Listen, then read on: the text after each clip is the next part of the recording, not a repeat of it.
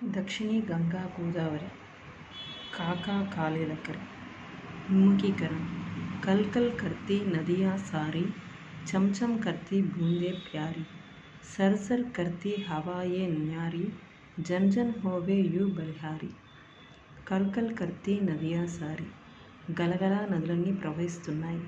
చంచం కర్తీ బూందే ప్యారి టప్ టప్ మని చినుకులు పడుతున్నాయి. సర్ సర్ కర్తీ హవాయే న్యారి గాలి ఝుమ్ ఝుమ్ అని అద్భుతంగా వీస్తోంది. జన్ జన్ హోవే యు బలిహారి జనమంతా ఇది చూసి ఈ ప్రకృతి వాతావరణానికి తమను తామే అర్పించుకుంటున్నారు. యహా పర్ కిస్కే బారే మే బతాయా గయా హై ఇక్కడ దేని గురించి చెప్పబడింది.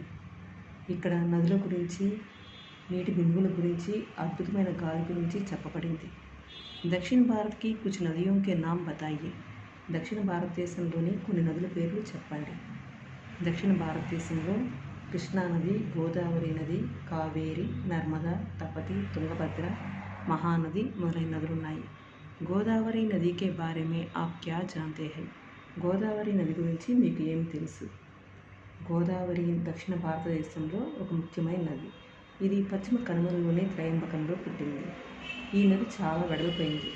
గోదావరి ఉపనదులలో ప్రాణహిత, ఇంద్రావతి, మంజీరా మొదలైనవి ముఖ్యమైనవి. उद्देश्य छात्रों को यात्रा वृत्तांत साहित्यिक विधा का ज्ञान कराते हुए उनमें लेखन करने की प्रवृत्ति का विकास करना. విద్యార్థులకు యాత్రావర్ణన యొక్క సాహిత్యక విభాగ జ్ఞానాన్ని అందిస్తూ దానిలో వ్యాసరచన చేసే ప్రక్రియని అభివృద్ధి చేయుట. యాత్రా వృత్తాంత్కి భాషా శైలిసే పరిచిత్ కరానా యాత్రావర్ణన యొక్క భాషా శైలిని పరిచయం చేయడం. और इसके साथ साथ लेखक काका कालेलकर का परिचय कराते हुए उनकी भाषा व रचना शैली का ज्ञान कराना इस पाठ का उद्देश्य है. యాత్రా వర్ణనకు ఉపయోగించే భాషను పరిచయం చేయుట మరియు దాంతో పాటుగా రచయిత కాకా కాలేలకర్ గురించి పరిచయం చేస్తూ వారి భాష, రచనా శైలి యొక్క జ్ఞానాన్ని అందించడం ఈ పాఠం యొక్క ముఖ్య ఉద్దేశ్యం. विधा विशेष यात्रा वृत्तांत यह गद्य की एक प्रमुख विधा है. यात्रा वर्णना गद्यंलो ఒక प्रमुख विधि. यात्रा वृत्तांत पाठ में लेखक किसी दर्शनीय स्थल से संबंधित अपनी यात्रा की अनुभूतियों को रोचक और ज्ञानवर्धक ढंग से प्रस्तुत करता है. యాత్రా వర్ణన పాఠంలో రచయిత ఏదైనా దర్శనీయ స్థలానికి సంబంధించిన తన యాత్రా అనుభవాలను గురించి ఆకర్షణీయంగా మరియు జ్ఞానాన్ని పెంచే విధంగా ప్రస్తుతీకరించారు.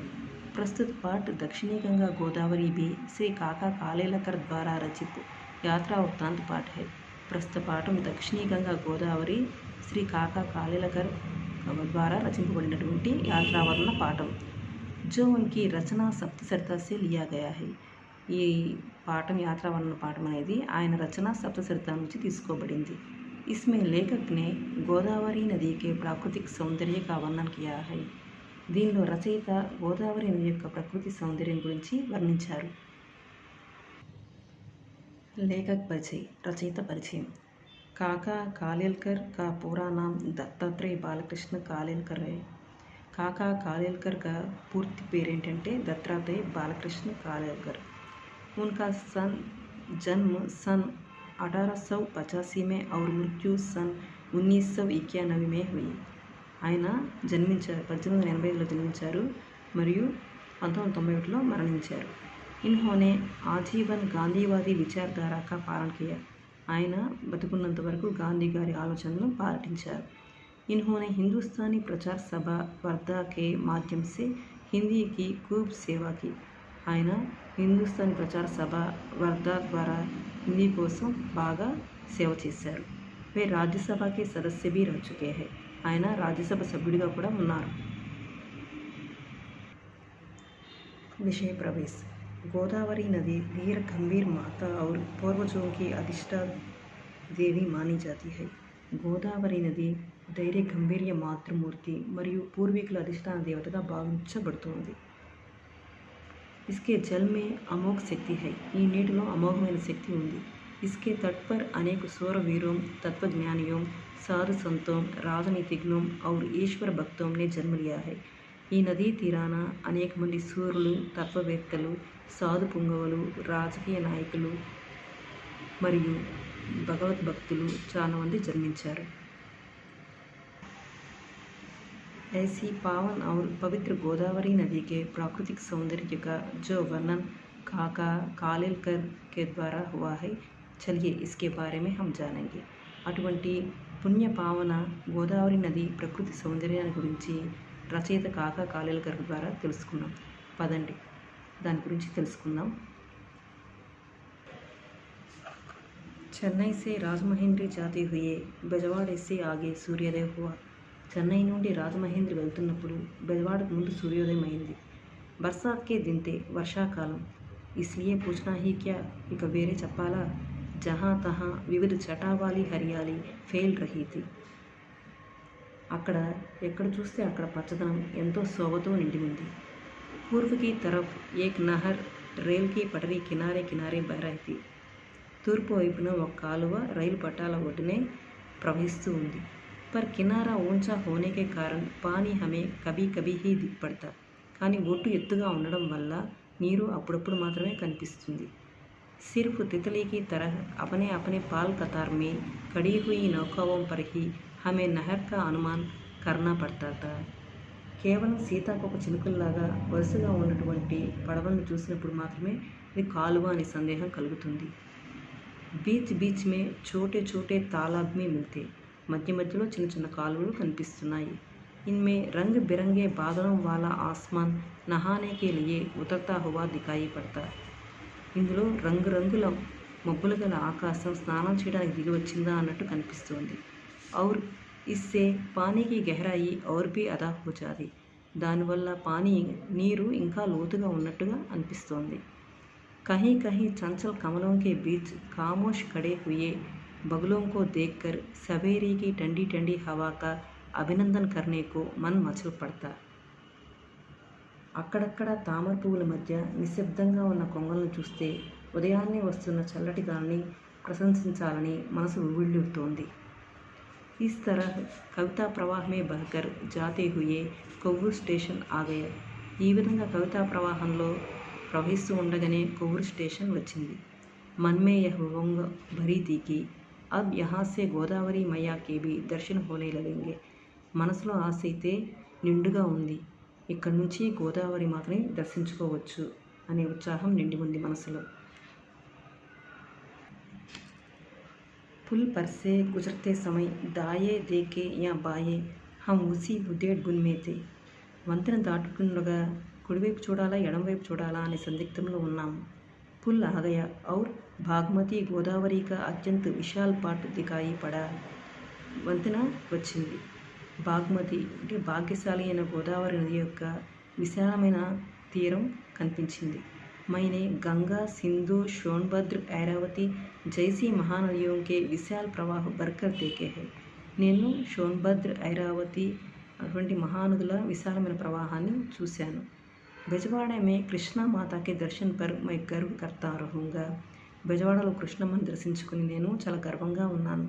లేకిన్ రాజమహేంద్రికే ఆగే గోదావరి కి San Shaukat Kuch నిరాళీ he high. కానీ రాజమహేంద్రి ముందు గోదావరి నది యొక్క టీవీ దర్పం విలక్షణంగా ఉన్నాయి.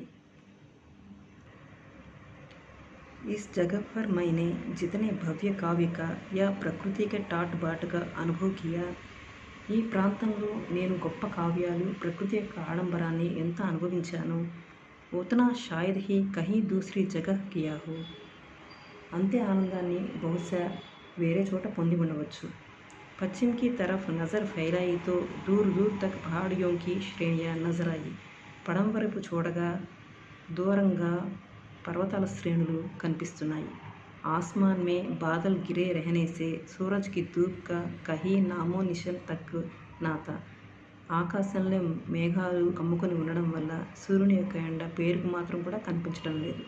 बादलों का रंग सांवला होने के कारण गोदावरी के धूली दूसरित मटमैले जल की छाई और भी गहरी हो रही थी. మేఘాలు నల్లటి రంగులో ఉండడం వల్ల గోదావరి నీరు కూడా దుమ్ము ధూళితో నిండి గోధుమ రంగులో ఉన్నట్లు ఇంకా లోతుగా అనిపిస్తుంది. ऊपर की और नीचे की झाई के कारण इस सारे दृश्य पर वैदिक प्रभाव की शीतल और स्निग्ध सुंदरता छाई हुई थी। పైన నీరు, కింద నీటి నీడ వల్ల దృశ్యమంతా కూడా వైదిక ప్రభావంతో చాలా చల్లగా మెరుస్తూ ఎంతో మనోహరంగా ఉంది। और पहाड़ी पर कुछ उतरे हुए धौले धौले बादल तो बिल्कुल ऋषि मुनियों जैसे लगते थे। మరియు కొండల నుంచి దిగి వస్తున్నట్లుగా ఉండే తెల్లటి మేఘాలు ఋషి మునుల్లాగా కనిపిస్తున్నాయి। इस सारे दृश्य का वर्णन कैसे किया जा सकता है? ఈ దృశ్యాలను ఎలా వర్ణించగలం? यह इतना सारा पानी कहाँ से आता होगा? ఈ నీరంతా ఎక్కడి నుంచి వస్తూ ఉండవచ్చు? विपत्तियों में से विजय सहित पार हुआ राष्ट्र जिस तरह वैभव की नई नई चटाइयाँ दिखलाता है और चारों तरफ अपनी समृद्धि फैलाता जाता है, उसी तरह गोदावरी का अखंड प्रवाह पहाड़ों में से निकलकर अपने गौरव को साथ में लिए आता हुआ दिखाई पड़ता है। కష్టాలపై విజయం సాధించిన దేశం తన వైభవ కాంతిని సమృద్ధిని నాలుగు వైపులా ప్రసరింపజేస్తూ వెళ్తున్న విధంగా గోదావరి నది యొక్క అనంత ప్రవాహం కొండల్లో నుంచి బయలుదేరి ఎంతో గౌరవంగా సాగిపోతున్నట్లు కనిపిస్తుంది। छोटे बड़े जहाज तो नदी के बच्चे हैं। చిన్న పెద్ద పడవలన్నీ నదీ మాత యొక్క సంతానమే। जो माता के स्वभाव से परिचित होने के कारण उसकी गोद में मनमाना नाचे, खेले, उछले और कूदे तो उन्हें इससे रोकने वाला कौन है? వాటికి తమ తల్లి యొక్క స్వభావం పరిచయమే కాబట్టి దాని ఒడిలో నర్తిస్తూ ఆడుకుంటూ ఎగురుతూ దుముకుతూ ఉంటే వారిని ఆపేదెవరు? लेकिन बच्चों की उपमा तो इन नावों की अपेक्षा प्रवाह में जहाँ तहाँ पड़ते हुए बवरों को देनी चाहिए। కానీ పిల్లల్ని పోల్చాలి అంటే పడవలతో కాకుండా ప్రవాహంలో అక్కడక్కడ వచ్చే సుడిగుండాలతో పోలిస్తే బాగుంటుంది। कुछ देर दिख पड़े, కొంతసేపు కనిపిస్తాయి। थोड़ी ही देर में भयानक तूफान का स्वाग रचा, అంతలోనే కొంచెంసేపట్లోనే భయంకరమైన తుఫాన్ని సృష్టిస్తాయి। एक ही पल में కిలకిలాకర్ हंस पड़े, ఒక్క క్షణంలోనే మళ్ళీ కిలకిలమని నవ్వుతాయి। ये भंवर ना जाने कहाँ से आते और कहाँ चले जाते हैं, ఈ సుడిగుండాలు ఎక్కడి నుంచి వస్తాయో ఎక్కడికి వెళ్ళిపోతాయో తెలియదు। ऐसे लंबे चौड़े भारी पाट के दरमियान अगर टापू ना हो तो इनकी कमी ही रह जाए। అంత పొడవు వెడల్పు అయిన భారీ తీరంలో ఒక ద్వీపం అనేది లేకపోతే లోటుగానే ఉంటుంది। టాపు అంటే ద్వీపం। గోదావరికి టాపు ప్రసిద్ధి है, గోదావరి అనే ద్వీపాలు ప్రసిద్ధి చెందింది। कई तो पुराने धर्म की तरह जहाँ के तहाँ स्थिर होकर जमे हुए हैं, చాలా వరకు పురాతన ధర్మంలాగా ఎక్కడికక్కడ స్థిరపడిపోయాయి। और कई एक कवि की प्रतिभा की तरह क्षण क्षण भर में स्थल की नवीनता उत्पन्न कर लेते और नया नया रूप ग्रहण करते हैं। కొన్ని కవుల ప్రతిభలాగా క్షణం క్షణం కొత్తదనాన్ని కలిగిస్తూ కొత్త రూపాలని గ్రహిస్తూ ఉంటాయి। इन टापुओं में अनासक्त बगलों को छोड़ और कौन रहने चाहिए? ఈ ద్వీపాల్లో వైరాగ్యం గల కొంగలు తప్ప ఇంకెవరుంటారు? और जब बगुले चलते हैं तो वे उन पर अपने पैरों के गहरे निशान छोड़े बगैर और जगह कैसे जाए? మరియు ఆ కొంగలు వెళ్ళిపోయేటప్పుడు తమ పాదముద్రల్ని అక్కడ వదలకుండా ఎలా పోగలవు? अपने धवल चरित्र का अनुकरण करने वालों के लिए चरण चिन्हों द्वारा अगर वे दिशा सूचित न करे तो बगुले ही कैसे? అవి తమ పవిత్రమైన నడవడికను అనుసరించే వారికి మార్గాన్ని తమ పాదముద్రల ద్వారా మార్గాన్ని చూపించకపోతే అవి కొంగలు ఎలా అవుతాయి? నదీ కా కినారా యాని మనిషికి కృతజ్ఞతగా అఖండ ఉత్సవం। నదీ తీరం అంటే మానవుని కృతజ్ఞతగా అఖండ ఉత్సవం। किनारे पर ये सफ़ेद महल और मंदिर और उनके ऊंचे ऊंचे शिखर ही एक अखंड उपासना है। ఒడ్డున ఉన్నటువంటి తెల్లని భవనం, దేవాలయం, వాటి శిఖరాలే ఒక అఖండ ఉపాసన। परंतु इतने ही से काव्य संपूर्ण नहीं होता, కానీ వీటితోనే काव्यम संपूर्ण कादु।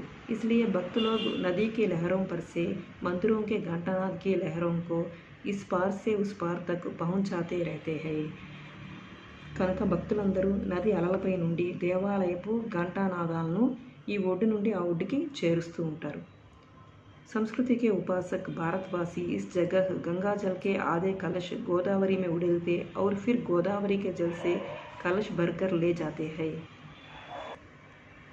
संस्कृति के उपासक भारतवासी इस जगह गंगा जल के आधे कलश गोदावरी में उड़ेलते हैं और फिर गोदावरी के जल से कलश भरकर ले जाते हैं।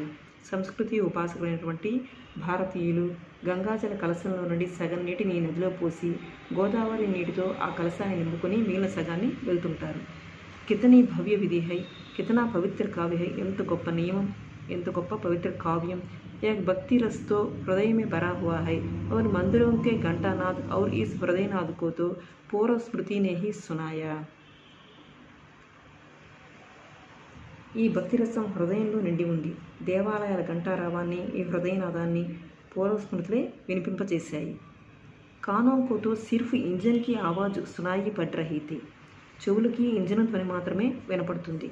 अंतर हम आधुनिक संस्कृति के इस प्रतिनिधि से नफरत करना छोड़ दे तो रेल के पहिए का ताल कुछ कम आकर्षक नहीं लगता और पुल पर तो उसका विजयनाद संक्रामक दूर दूर तक फैल जाने वाला होकर ही रहता है. కాబట్టి మనం ఆధునిక సంస్కృతి యొక్క ధ్వనిని అసహించుకోవడం మానేస్తే రైలు చక్రాల ఇంజన్ శబ్దమేమి ఆకర్షణకేమీ తక్కువ కాదు. వంతెన మీద దాని విజయనాదం దూర దూరాలకి వినిపిస్తుంది. అంటే ఆ రైలు చక్రాల శబ్దము దూర దూరాల వరకు వినిపిస్తూ ఉంటుందని తన అర్థం. पुल पर गाड़ी अच्छी तरह चलने के बाद मुझे ख्याल आया कि पूरब की तरफ देखना तो छूट ही गया. వంతెన మీద రైలు దాటగానే నాకు గుర్తుకు వచ్చింది, తూర్పు వైపు చూడలేదు, మర్చిపోయామని. हमने इस तरफ घूम कर देखा तो निराले ही रौनक नजर आई. మేము ఇటువైపు తిరిగి చూడగా అక్కడ ఒక అద్భుతమైనటువంటి ప్రకాశవంతమైన వెలుతురు కనిపించింది. పశ్చిమ की तरफ గోదావరి కితనీ చౌడీ थी उससे भी ज़्यादा पूरब में थी. పడమర వైపు గోదావరి నది తీరం ఎంత వెడల్పుగా ఉందో తూర్పు వైపు అంతకంటే ఎక్కువగానే ఉంది. उसे कई मार्गों से और उत्तेजित होकर समुद्र में मिलना था. అది అన్ని మార్గాల ద్వారా ప్రవహిస్తూ సముద్రంలో కలుస్తుంది. सरस्वती से सरिता मिलने चाहिए तब उसे संभ्रम घबराहट और उत्तेजना तो होगी ही. సముద్రంలో కలిసేటప్పుడు నది సంభ్రమం గాబరా ఉంటాయి. पर गोदावरी तो धीर गंभीर माता ही ठहरी. కానీ గోదావరి నది ధైర్య గంభీరమైనటువంటి మాతృమూర్తిలో అలాగే ఉంది. उसका संभ्रम भी उदात रूप में ही प्रकट हो सकता है. గంభీరమైనటువంటి తన ఆశ్చర్యాన్ని కూడా ఎంతో ఔన్నత్యంతో గోదావరి నది ప్రకటిస్తోంది. इस ओर के टापू कुछ और किस्म के थे. ఇటువైపు ద్వీపాలు ఇంకో మాదిరిగా ఉన్నాయి. ఇటువైపు ద్వీపాలు उनमें वनश्री की शोभा पूरी पूरी खिल रही थी. ఇందులో అడవి శోభ అంతా ప్రకటితమవుతోంది. బ్రాహ్మణों या किसानों के झोंपड़े इस ओर से दिखाई नहीं पड़ते थे. బ్రాహ్మణుల రైతుల కుటీరాలు ఇటువైపు నుండి కనబడటం లేదు. अगर बहते हुए पानी के हमले के सामने टक्कर लेते इन दो टापुओं में किसी ने ऊंचे महल बनाए होते तो वे दूर से ही दिख पड़ते. ఒకవేళ ప్రవహిస్తున్న నీటికి ఎదురుగా ఈ రెండు ద్వీపాల్లో ఎవరైనా ఎత్తైన భవనాలను కట్టినట్లయితే అవి దూరం నుంచే కనబడేవి. कुदरत ने तो सिर्फ ऊंचे ऊंचे पेड़ों की विजय पताका ये खड़ी कर रखी थी और बाकी ओर राजमहेंद्री और धवलेश्वर का सुखी जन समाज आनंद मना रहा था. ప్రకృతి అయితే ఎత్తైన చెట్లను విజయ పతాకాల్లాగా నిలిపింది. ఎడమవైపు రాజమహేంద్రి మరియు ధవళేశ్వరం ప్రజలు ఆనందంతో సంతోషాన్ని జరుపుకుంటున్నారు.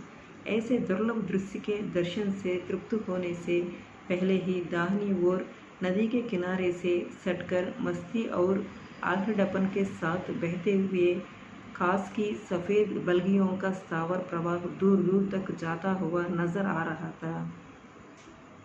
ऐसे दुर्लभ दृश्य के दर्शन से तृप्त होने से पहले ही అంటే అటువంటి దృశ్యాన్ని చూసి తృప్తి పడక ముందే కుడివైపు తీరం తాకుతూ మత్తుగా నిర్లక్ష్యంగా ప్రవహిస్తున్న తగరపు తెల్లని పాపిటి పిల్ల లాంటి స్థావరాలు ప్రవాహంతో పాటు ఎంతో దూరం వెళ్తున్నట్లుగా కనిపిస్తున్నాయి. నదీకే పానీ మే ఉన్మాదత. నది నీటిలో ఉన్మాదం ఉంది. ఉన్మాదం అంటే పిచ్చి. ఉస్మే లహరే నది, అందులో అలలు లేవు. కల్గియోं के इस प्रवाह ने हवा के साथ साथ जो षड्यंत्र रचा था. ఈ కల్గియోం అంటే పాపిటి బిళ్ళ లాంటి ఈ ప్రవాహం గాలితో కలిసి ఏ కుట్ర చేసిందో ఉస్సే వహ్ మన్మాని హిలారే ఉచాల్ సక్తా థా. గాలితో కుట్ర చేసి ఇష్టం వచ్చినట్లుగా కదులుతోంది. కమ్హో భీ క్యోం లేకిన్ కాస్ కి కల్గియోం కా ప్రవాహ్ తో బహతా హీ జా రహా థా. ఎంత చేసినా ఆ తగరపు పాపిటి బిళ్ళ లాంటి ప్రవాహం మాత్రం ప్రవహిస్తూనే ఉంది. गोदावरी के प्रवाह के साथ होड़ करते हुए भी ఉసే సంకోచన హోతాతా. ఎంత చేసినా గోదావరి ప్రవాహంతో పోటీ పడుతున్న దానిలో ఎటువంటి సంకోచము లేదు. ఔర్ వహ్ సంకోచ్ క్యోं करे, అయినా అది ఎందుకు సంకోచిస్తుంది, ఎందుకు భయపడుతుంది? గోదావరి మాతా కే విశాల్ తట్ పర్ ఇస్నే క్యా కమ్ స్తన్యపాన్ కియా తా. గోదావరి తల్లి విశాలమైన ఒడ్డున ఇదేమైనా తక్కువ తాగిందా? माता गोदावरी राम लक्ष्मण और सीता से लेकर बूढ़े जटायु तक सबको तूने ही स्तन्यपान कराया है.